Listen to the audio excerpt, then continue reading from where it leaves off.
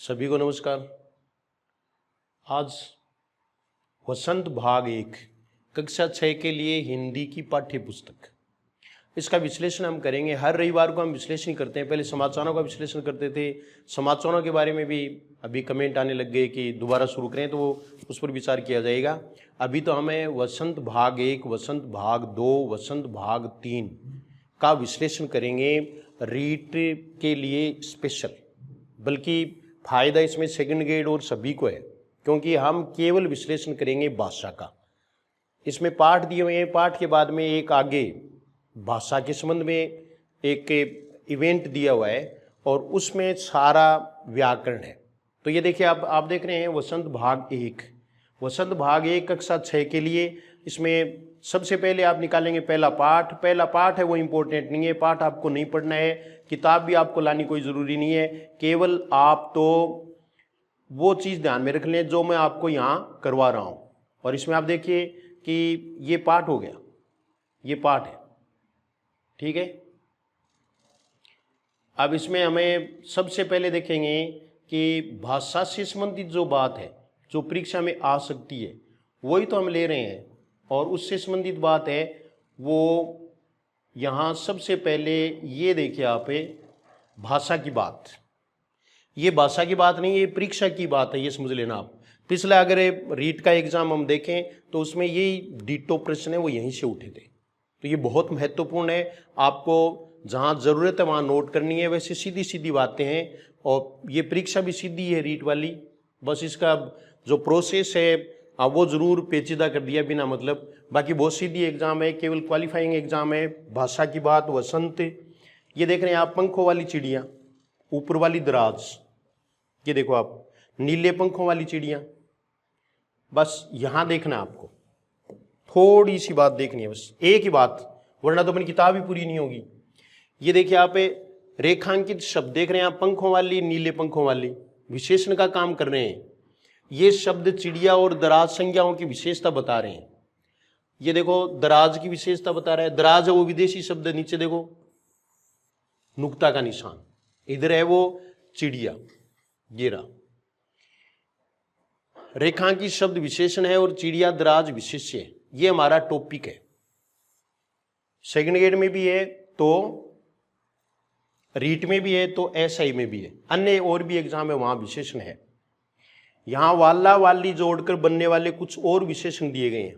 ऊपर दिए गए उदाहरणों की तरह इनके आगे एक एक विशेषण और जोड़ो। तो ये हमें जोड़ना नहीं है, आपको ये ध्यान में रखना है कि मोरों वाला, वाला जहां भी लगेगा, ये देखो आप, वाला, वाली, वाले, ये प्रत्यय के रूप में जहां भी जुड़ता है वो शब्द विशेषण होता है। और ये कौन सा विशेषण है? गुणवाचक विशेषण है, गुणवाचक विशेषण। ऐसे ही बहुत सारे अन्य और भी प्रत्यय होते हैं। जैसे ये देखो आप, विशेषण वाले प्रत्यय, इक प्रत्यय होता है, इत प्रत्यय होता है, आवना प्रत्यय होता है, आलू प्रत्यय होता है, आलू प्रत्यय। इसके अलावा देखो आप, ईला प्रत्यय होता है, ईन प्रत्यय होता है। ईन प्रत्यय में नवीन, प्राचीन, ये सब है वो विशेषण शब्द है। तो यहां में ये पता चला कि प्रश्न आ सकता है विशेषण पर, और विशेषण पर प्रश्न आए तो हमें विशेषण और विशेष्य दोनों छांटने आने चाहिए। ये हमें ध्यान में रखना है, ये प्रश्न हमें यही बात बताता है। बस इतनी सी बात थी इसमें। आगे देखो, ये देखिए आप, वह चिड़िया झुंडी के दाने रुचि से खा लेती है, वह चिड़िया रस उंडेल कर गा लेती है। यहां दो गहरे शब्द हैं, वो देखिए, रुचि से, रस उंडेल कर। ये जहां भी प्रयुक्त होते हैं वो क्रिया विशेषण होता है। रुचि से खाने के ढंग की और दूसरे वाक्य में रस उंडेल कर गाने के ढंग की विशेषता बता रहे हैं। ये दोनों ही इंपॉर्टेंट है परीक्षा के लिए, दोनों आपको ध्यान में रखने।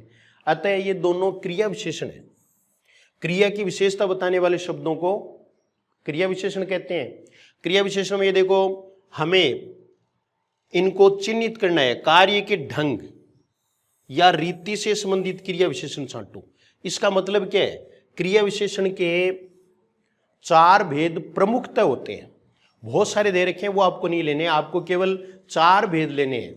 4 भेद क्रिया विशेषण के। क्रिया विशेषण किसे कहते हैं ये हम जानते हैं। क्रिया की विशेषता बताने वाले शब्दों को क्रिया विशेषण कहते हैं। क्रिया को सीमित करने वाले शब्द क्रिया विशेषण होते हैं। हमसे अगर कोई उदाहरण पूछे तो हम सीधा उत्तर देते हैं कि धीरे धीरे क्रिया विशेषण है, तेज क्रिया विशेषण है। अच्छी से, जैसे वह अच्छी तरह से जानता है, वह मुझे अच्छी तरह से जानता है, तो अच्छी तरह से ये क्रिया विशेषण है। क्रिया विशेषण में आपको कुछ चीज़ों का ध्यान रखना है और वो ये कि ये अव्यय का भेद है, इसलिए इसमें लिंग वचन आदि परिवर्तित नहीं होते हैं, ये उंडेलकर ही रहेगा। या दूसरा आप देख रहे हैं रुचि से, इसमें कोई चेंज नहीं आ सकता, रुचियां से रुचियों से ऐसे नहीं हो सकता, तो इनमें किसी प्रकार का कोई परिवर्तन नहीं होता है। अब देखो पहला देखिए आप, सोनाली जल्दी जल्दी मुंह में लड्डू ठूंसने लगी, जल्दी जल्दी क्रिया विशेषण है। ये कोई भी प्रश्न आ सकता है, इसमें क्रिया विशेषण कौन सा है। गेंद लुढ़कती हुई झाड़ियों में चली गई, ये लुढ़कती हुई, ये क्रिया विशेषण है। भूकंप के बाद जनजीवन धीरे धीरे सामान्य होने लगा, धीरे धीरे है वो क्रिया विशेषण है। कोई सफेद सी चीज धप से, ये क्रिया विशेषण है। और सभी हैं वो रीतिवाचक क्रिया विशेषण है सारे के सारे। टॉमी फुर्ती से चोर पर झपटा, फुर्ती से है ये क्रिया विशेषण है। तेजिंदर सहम कर कोने में बैठ गया, सहम कर क्रिया विशेषण है। आज अचानक ठंड बढ़ गई, ये सबसे इंपॉर्टेंट है इसमें, आज अचानक ठंड बढ़ गई है, ये सभी हैं वो क्रिया विशेषण है। अव्यय के कुल 5 भेद, मुख्य रूप से 4 भेद, जिनमें एक पहला भेद है वो क्रिया विशेषण है। क्रिया विशेषण के बारे में यहाँ इसमें बताया गया है। देखो इससे पहले वाला जो प्रश्न है उसमें था विशेषण, तो विशेषण और क्रिया विशेषण दोनों ही हमारे पाठ्यक्रम में हैं। ये आप समझ गए अच्छी तरह से। हाँ, आप कमेंट कर रहे हैं, इनका जवाब देने के लिए अभी समय नहीं, बाद में मैं देख लूंगा, सारे जो भी प्रॉब्लम होंगी वो बता दी जाएंगी। आगे देखो, अगला देखो, अब अगला पाठ है, दूसरा पाठ आ गया बचपन। बचपन स्वयं भी भाववाचक संज्ञा है। एक ये पहली लाइन है, वहां भी आपको थोड़ा ध्यान रखना पड़ेगा। देखो मैं तुम्हें अपने बचपन की ओर ले जाऊंगी, तो यहां ये बचपन देखिए आप, बचपन है वो भाववाचक संज्ञा है। बाकी पूरे पाठ का विश्लेषण हम नहीं कर सकते, केवल भाषा की बात है उसका विश्लेषण करेंगे। भाषा की बात का विश्लेषण कर लोगे तो भी आप रीट जैसी एग्जाम में बहुत कुछ कर सकते हैं। ये देखिए आप, भाषा की बात, बस ये भाषा की बात है, वही इस परीक्षा के लिए पत्ते की बात है, ये ओरिजिनल बात है। ये कोई आपको मोटिवेशन करने के लिए या आपको मोटिवेशन देने के लिए इस तरह का कोई वीडियो नहीं है, बल्कि ये एक्चुअल है, ये धरातल की बात है, ये जमीनी बातें हैं जो मैं आपको बता रहा हूं, जिनका संबंध डायरेक्ट यानी प्रत्यक्ष रूप से परीक्षा से है, जो ज्यादा लुभावनी तो नहीं होती लेकिन परीक्षा में सुहावनी जरूर होती है। मेरी बात समझ में आई?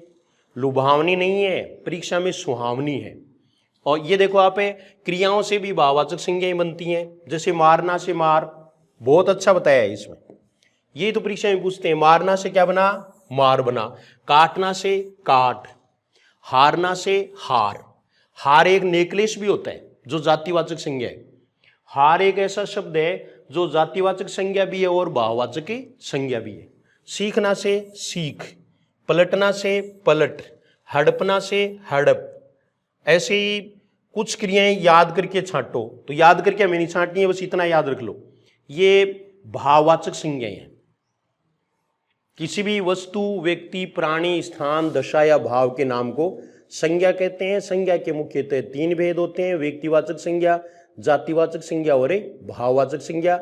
इस चैप्टर में हमें किसके बारे में बताया गया है? भाववाचक संज्ञा के बारे में बताया गया है। जैसे जो क्रियाएं होती हैं उनसे जो भी शब्द बनते हैं वो भाववाचक संज्ञाएं हैं। खेल भी भाववाचक संज्ञा है। खेलना से क्या बनेगा? खेल बनेगा। दौड़ना से दौड़ बनेगा, कूदना से कूद बनेगा। तो ये रहना से रहनी बनेगा, या रखना है इससे रखाव बनेगा। जो भी प्रत्यय हैं जिनसे भाववाचक संज्ञा शब्द बनते हैं उनका ध्यान रखना है। यहां हम अप्रत्यय भी जानेंगे, इन सब में अप्रत्यय माना जाएगा। तो ये हो गया भाववाचक संज्ञा के बारे में। अब दूसरा देखो आप, 4 दिन, कुछ व्यक्ति। देखो ये मोटे मोटे अपने आप दे रखे हैं, परीक्षक वो अपने आप ये मोटे मोटे वो उठा लेगा। 4 दिन ये संख्यावाचक, कुछ व्यक्ति ये भी संख्यावाची। दोनों में अंतर देखो आप, विशेषण है, दोनों विशेषण है और दोनों में अंतर क्या है? 4 है वो निश्चित है, कुछ है वो अनिश्चित है। 1 लीटर दूध आदि शब्दों के प्रयोग पर ध्यान दो तो पता चलेगा कि इसमें 4 कुछ 1 लीटर सबसे संख्या या परिमाण का आभास होता है। जैसे 1 लीटर से किसका आभास होता है? परिमाण का आभास होता है। ये परिमाणवाचक विशेषण है क्योंकि ये संख्यावाचक विशेषण है और इसमें भी 4 दिन से निश्चित संख्या का बोध होता है, इसलिए इसको निश्चित संख्यावाचक विशेषण कहते हैं। यह आ गया। संख्यावाचक विशेषण है वो 2 प्रकार का होता है, एक निश्चित और एक अनिश्चित। ऐसे ही परिमाणवाचक विशेषण है उसके भी 2 भेद होते हैं, एक निश्चित परिमाणवाचक विशेषण और एक अनिश्चित परिमाणवाचक विशेषण। कुछ व्यक्ति से अनिश्चित संख्या का बोध होने से इसे अनिश्चित संख्यावाचक विशेषण कहते हैं। इसी प्रकार 1 लीटर दूध से परिमाण का बोध होता है, इसलिए इसे परिमाणवाचक विशेषण कहते हैं और ये निश्चित है। तो यहां मैं आपको कुछ बता देता हूं, वो ये कि संज्ञा या सर्वनाम की विशेषता बताने वाले शब्दों को विशेषण कहते हैं। विशेषण के 5 भेद होते हैं। आपकी किताब में 5 हैं, 5 ही मान्य हैं। 5 भेद होते हैं, उनमें गुणवाचक विशेषण है, संख्यावाचक, परिमाणवाचक, सार्वनामिक विशेषण और व्यक्तिवाचक विशेषण। ये संख्या से संबंधित जो इसमें बताया गया है तो ये संख्यावाचक हो गया। अदरवाइज ये 5 भेद विशेषण के होते हैं। पांचों के बारे में हमें थोड़ी थोड़ी जानकारी है वो कर लेनी चाहिए। सबसे पहले गुणवाचक विशेषण है। गुणवाचक विशेषण है वो पहले सबसे पहले हमने ले लिया और ये भेद हम यहाँ ले भी रहे हैं। गुणवाचक विशेषण है उसमें छोटा मोटा, अच्छा बुरा, या फिर जैसे नीला बैंगनी, मरियल, अड़ियल, सड़ियल, पुराना, ये सब क्या है? ये गुणवाचक विशेषण है। फिर ये 2 भेद दिए आगे, संख्यावाचक विशेषण और परिमाणवाचक विशेषण। संख्यावाचक विशेषण के भी 2 भेद होते हैं, एक निश्चित और एक अनिश्चित। ऐसे ही परिमाणवाचक विशेषण है, इसके भी 2 भेद हैं, एक निश्चित और एक अनिश्चित। कुछ है वो अनिश्चित है, 1 लीटर है वो क्या है? निश्चित है। तो ये आज इसके आगे देखो आप, अब तुम नीचे लिखे वाक्यों को पढ़ो और उनके सामने विशेषण के भेदों को लिखो। ये आपको लिखना है। मुझे 2 दर्जन केले चाहिए, ये देखो आप 2 दर्जन, तो 2 दर्जन है, ये संख्यावाचक विशेषण है। संख्यावाचक में निश्चित है, संख्यावाचक में क्या है? निश्चित है। और निश्चित में भी आपको यह ध्यान रखना है कि ये समुच्चयवाचक है, क्योंकि दर्जन है वो समुच्चय है, शतक है वो क्या है? समुच्चय, गरुस है वो क्या है? समुच्चय है। 2 किलो अनाज, ये परिमाणवाचक है, ये परिमाणवाचक। परिमाण में कौन सा है? निश्चित। परिमाण में भी कौन सा आएगा? ये निश्चित आएगा। ठीक है। कुछ बच्चे आ रहे हैं यहां, कुछ, ये संख्यावाची है, अनिश्चित संख्यावाची, अनिश्चित संख्यावाची विशेषण। सभी लोग हंस रहे हैं, ये सभी लोग है, ये संख्यावाची है। सभी लोग क्या होगा? संख्यावाची। यहां ये निश्चित माना जाएगा। तुम्हारा नाम बहुत सुंदर है, तो यहां संख्यावाची और ये नहीं है, बल्कि ये तुम्हारा नाम है। यहां तुम्हारा है वो सार्वनामिक विशेषण है, सार्वनामिक विशेषण। ये विशेषण के भेद हैं। सार्वनामिक विशेषण है वो 4था भेद है और व्यक्तिवाचक विशेषण है वो 5वां भेद है। तो आप समझ गए होंगे कि संज्ञा या सर्वनाम की विशेषता बताने वाले शब्दों को विशेषण कहते हैं। विशेषण के 5 भेद होते हैं, गुणवाचक विशेषण, संख्यावाचक विशेषण, परिमाणवाचक विशेषण, संकेतवाचक या सार्वनामिक विशेषण, और 5वां भेद है व्यक्तिवाचक विशेषण। व्यक्तिवाचक विशेषण की चर्चा भी हम कर सकते हैं। जैसे व्यक्तिवाचक संज्ञा शब्द है उससे बनने वाले जितने भी विशेषण शब्द हैं वो व्यक्तिवाचक विशेषण कहलाते हैं। जयपुर से जयपुरी, जोधपुर से जोधपुरी, राजस्थान से राजस्थानी, भारत से भारतीय, फ्रांस से फ्रांसीसी, रूस से रूसी, यूक्रेन से यूक्रेनी, ये सभी है वो व्यक्तिवाचक विशेषण कहलाते हैं, क्योंकि इनका निर्माण व्यक्तिवाचक संज्ञा से हुआ है। आपको 2 शब्द ध्यान में रखने हैं जो व्यक्तिवाचक विशेषण नहीं है, और वो कौन से हैं? स्थानीय और राष्ट्रीय। यही परीक्षा में देते हैं, तो ये आपको ध्यान में रखने हैं। ये थे अपने विशेषण। अब आगे देखिए, तीसरी बात इसमें और बताइए। कपड़ों में मेरी दिलचस्पियां मेरी मौसी जानती थी। इस तरह के वाक्य देंगे। देखो रुको अभी, बस आप धैर्य से ये देखते रहो। मेरी दिल, इस वाक्य में रेखांकित शब्द दिलचस्पियां और मौसी संज्ञाओं की विशेषता बता रहे हैं, इसलिए ये सार्वनामिक विशेषण है। देखो ये तुम्हारी आया था ना ऊपर, वो सार्वनामिक है, तो यहां मेरी शब्द भी क्या है? सार्वनामिक विशेषण है। सार्वनामिक विशेषण किसे कहते हैं? ऐसे सर्वनाम शब्द जो किसी संज्ञा शब्द से पहले प्रयुक्त होकर, यानी उस पद से पहले प्रयुक्त होकर वाक्य में उसकी विशेषता बताने लगते हैं, वो शब्द सार्वनामिक विशेषण कहलाते हैं। मेरे पिताजी, मेरा भाई, तुम्हारी पुस्तक, मेरी और तुम्हारी, मेरा, ये सब क्या है? सार्वनामिक विशेषण है। तो यहां आप देख रहे हैं सर्वनाम कभी कभी विशेषण का काम भी करते हैं। पाठ में से ऐसे 5 उदाहरण हमें छांटने नहीं, बस इतना ध्यान रखना है कि मेरी शब्द है वो क्या है? सार्वनामिक विशेषण है। तो इस पाठ में हमने किसके बारे में पढ़ा? विशेषण के बाद में विशेषण के बारे में पढ़ा। अब ये तीसरा पाठ आ गया। तीसरा पाठ क्या है? नादान दोस्त। नादान शब्द है वो भी यहां पर विशेषण है। नादान शब्द क्या है? विशेषण है। इस पाठ में हमें देख रहे हैं कि भाषा की बात को ढूंढ रहे हैं। भाई बात पते की है और भाषा की बात है, वो हमें ढूंढनी है। हम इसमें कौन कौन सी चीजें हैं वो ले सकते हैं। ये देखिए अनुमान और कल्पना, फिर ये रही भाषा की बात। श्यामा माँ से बोली मैंने आपकी बातचीत सुन ली है, बहुत शानदार है, ये परीक्षा के लिए बहुत इंपॉर्टेंट है। ये देखिए आप यहाँ कुछ भी दिया हुआ है, मैं आपको जो बता रहा हूँ एक दूसरे एंगल से बता रहा हूं। और वो क्या बता रहा हूं कि यहां विराम चिन्हों का प्रयोग हुआ है। ये देखो अल्प विराम, ये क्या है? अल्प विराम। ये ऊपर जो आप देख रहे हैं देखो इसके अंदर आया है, ये कोई भी जैसे पूर्ण विराम है वो इसके अंदर है। और ये जो चिन्ह है वो कौन सा है? उद्धरण चिन्ह। उद्धरण चिन्ह, इसको ही हम क्या कहते हैं? अवतरण चिन्ह। बताओ इसका दूसरा नाम क्या है? कमेंट करके बताएं। कमेंट करके बताने की दूसरा नाम क्या है? दूसरा तो बता दिया, तीसरा नाम, 2 नाम तो इसमें है ही। उद्धरण चिन्ह है जिसे हम इंग्लिश में इन्वर्टेड कॉमास कहते हैं, अवतरण चिन्ह है। इसका तीसरा नाम है वो है ऊपरी विराम। तीसरा चिन्ह कौन सा है? तीसरा नाम कौन सा है? ऊपरी विराम। ऊपरी विराम है तीसरा। तो ये किसके लिए इंपॉर्टेंट है? विराम चिन्हों के लिए इंपॉर्टेंट है। ऊपर दिए उदाहरण में मैंने का प्रयोग श्यामा के लिए और आपकी का प्रयोग मां के लिए हुआ। श्यामा मां से बोली मैंने, ये मैंने किसके लिए प्रयुक्त हुआ? श्यामा के लिए। आपकी मां के लिए। श्यामा और मां दोनों संज्ञा है। श्यामा व्यक्तिवाचक संज्ञा है जबकि मां जातिवाचक संज्ञा है। आपकी का प्रयोग मां के लिए हो रहा है। जब सर्वनाम का प्रयोग कहने वाले, सुनने वाले या किसी तीसरे के लिए हो तो उसे पुरुषवाचक सर्वनाम कहते हैं। ये देखो पूरा बता दिया। संज्ञा के स्थान पर प्रयुक्त होने वाले शब्दों को सर्वनाम कहते हैं। सर्वनाम के 6 भेद होते हैं। 6 भेदों में से सबसे पहला है वो कौन सा है? पुरुषवाचक सर्वनाम। पुरुषवाचक सर्वनाम है, इसको इंग्लिश में पर्सनल प्रोनाउन कहते हैं, इसलिए व्यक्तिवाचक सर्वनाम भी कहलाता है। तो यहां आप देख रहे हैं कि जब सर्वनाम का प्रयोग कहने वाले, ये देखो आप कहने वाला है, ये कौन सा पुरुष हो जाएगा? ये उत्तम पुरुष। उत्तम पुरुष। ऐसे सुनने वाला है, सुनने वाला क्या हो जाएगा? मध्यम पुरुष। मध्यम पुरुष। और किसी तीसरे के लिए हो तो कोई तीसरा जो भी हो जिसके विषय में बातचीत की जाती है वो होता है अन्य पुरुष। ये 3 पुरुष होते हैं। पुरुषवाचक सर्वनाम के 3 भेद होते हैं। नीचे दिए गए वाक्यों में तीनों प्रकार के पुरुषवाचक सर्वनाम के नीचे रेखा खींचो। ये अब आपको खींचनी है।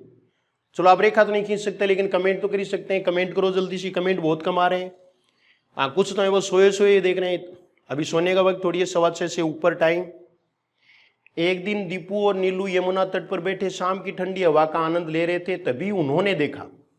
ये देखो उन्होंने देखा, उन्होंने, ये दीपू नीलू के लिए प्रयुक्त हुआ है।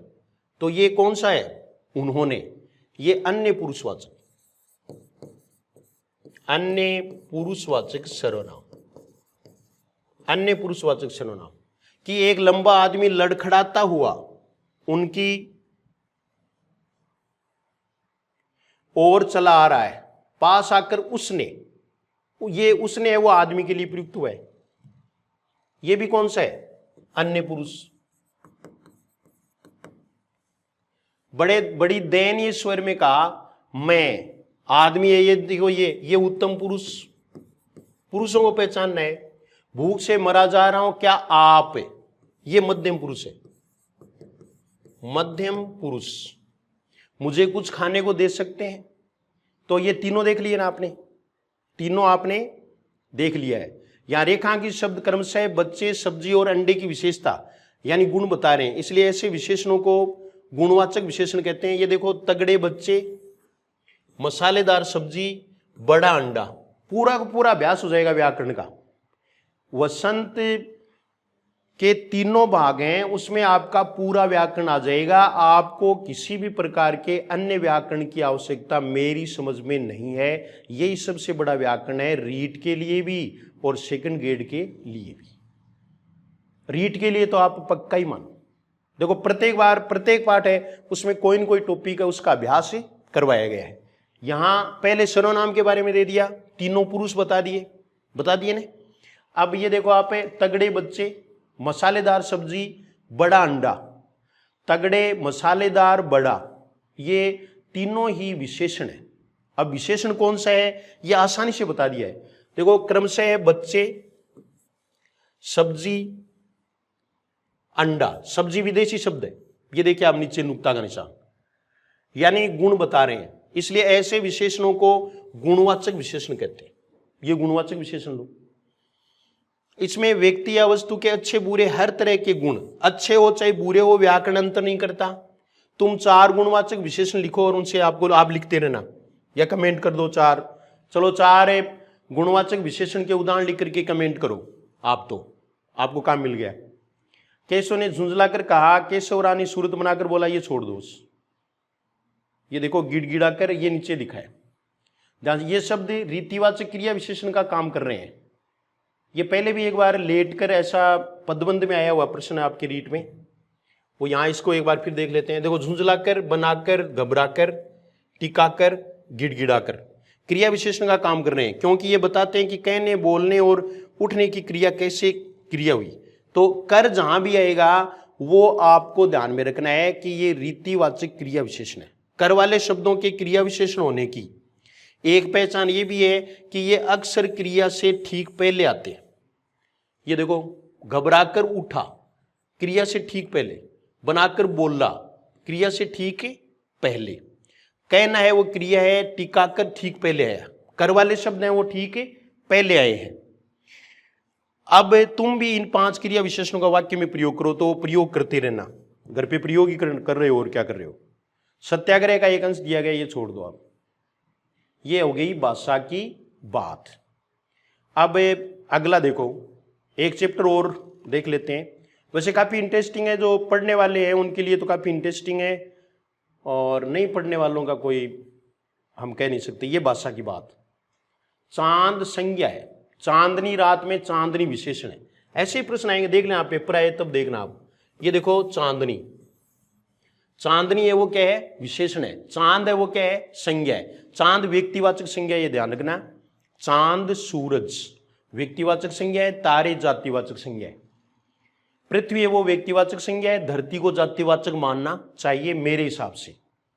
नीचे दिए गए विशेषण को ध्यान से देखो और बताओ कि चांदनी में नी प्रत्यय है, बहुत इंपॉर्टेंट। ये देखो आप, नी प्रत्यय, कौन सा प्रत्यय जुड़ने पर विशेषण बन रहे हैं, बहुत ही इंपॉर्टेंट पार्ट है ये, इसको ध्यान से देखो आप। ये देखिए आप, इन विशेषणों के लिए एक एक उपयुक्त संज्ञा भी लिखो। तो यानी कौन कौन से ऐसे प्रत्यय होते हैं जो कि विशेषण बनाते हैं। विशेषण बनाने वाले प्रत्यय में एक बार आपको बता सकता हूं कि विशेषण बनाने वाले प्रत्यय इक, जैसे सामाजिक, इत, इत ध्यान रखना है, इत, इत का मतलब लिखित, पठित, रचित। इसके अलावा वान और मान, गुणवान, धनवान, श्रीमान, बुद्धिमान। आलू में दयालु, झगड़ालू, ये सभी प्रत्यय हैं वो विशेषण प्रत्यय हैं, विशेषण के रूप में प्रयुक्त होते हैं, विशेषण बनाने वाले प्रत्यय हैं। तो ये आपको ध्यान में रखना है, ठीक है। फिर ये देखो आप, गुलाबी पगड़ी, गुलाबी पगड़ी, ये देखिए आप, गुलाबी विशेषण है, मखमली विशेषण है, कीमती विशेषण है, कश्मीरी विशेषण है, जंगली विशेषण है, ठंडी विशेषण है, सब में ई प्रत्यय है। सब में प्रत्यय कौन सा है? ई प्रत्यय। ये देखिए आप गोल मटोल, गुणवाचक विशेषण, सभी गुणवाचक विशेषण है, बहुत ही इंपॉर्टेंट उदाहरण दिए हैं। गोरा चिट्टा विशेषण है, मैंने गोरा चिट्टा लड़का देखा, गोरा चिट्टा है वो लड़का की विशेषता बताता है। ऐसे ही गोल मटोल आदमी जा रहा था, गोल मटोल है वो आदमी की विशेषता बता रहा है। कविता में आए शब्दों को इन जोड़ो, देखो मटोल अपने आप में कोई शब्द नहीं है, ये शब्द मोटा से बना है। मटोल शब्द में मूल शब्द क्या है? मोटा, अपने आप बता दिया ना। ऐसे चार चार शब्द युग्म सोचकर लिखो, तो हमें नहीं सोचना है इसके बारे में। फिर देखो बिल्कुल गोल, कविता में इसके दो अर्थ हैं, ये छोड़ दो आप। ताकि, जबकि, चूंकि, हालांकि, कविता की जिन पंक्तियों में ये शब्द आए हैं उन्हें ध्यान से पढ़ो। ये शब्द दो वाक्यों को जोड़ने का काम करते हैं, इन शब्दों का प्रयोग करते हुए दो दो वाक्य बनाओ। तो ये सारे के सारे हैं वो योजक होते हैं, योजक आगे आ रहे हैं आपके, हम पूरा पढ़ेंगे। गप, गपशप, गपबाजी, क्या इन शब्दों के अर्थों में अंतर है? तुम्हें क्या लगता है? लिखो। तो देखो गप, गपशप, गपबाजी, ये गपबाजी है, इसमें आपको ध्यान रखना है। तो गपबाजी है वो भाववाचक संज्ञा है, गपबाजी भाववाचक संज्ञा। गर्मी भी पड़ रही है, थोड़ी गर्मी पड़ रही है, चलो धूप हो चाहे छांव, हमें पढ़ना है। तो ये मैंने आपको कुछ चीजें हैं वो इसमें बताई हैं कि आज हमने क्या क्या पढ़ा। आज हमने संज्ञा के बारे में पढ़ा, संज्ञा के 3 भेद होते हैं। इससे नेक्स्ट चैप्टर में भाववाचक संज्ञा के बारे में पूरा बताया हुआ है, वो मैं आपको अगले सैटरडे को संभवतः या फिर संडे को, अगले संडे को इसके बारे में पूरा बताऊंगा। आज समय थोड़ा कम था, समाचार विश्लेषण बहुत इंपॉर्टेंट टॉपिक था, लेकिन समय अभाव के कारण हम नहीं कर पा रहे हैं। अब आगे परीक्षाएं आ रही हैं तो उसके लिए हम ये सोच सकते हैं। इसके लिए आप कमेंट करें कि क्या वो अच्छा रहेगा। वसंत भाग 1, भाग 2, भाग 3, तीनों का पूरा विश्लेषण आपको परीक्षा से पहले मैं करवा दूंगा। ये आप पढ़ें तो इसका एक तरीका भी होता है, और वो क्या है कि आप रजिस्टर ले लें, उसमें से नोट करें, आपको जो पढ़ाया हुआ है या किसी किताब में लिखा हुआ है उससे आप मिलान करें, थोड़ा थोड़ा उसको समझें।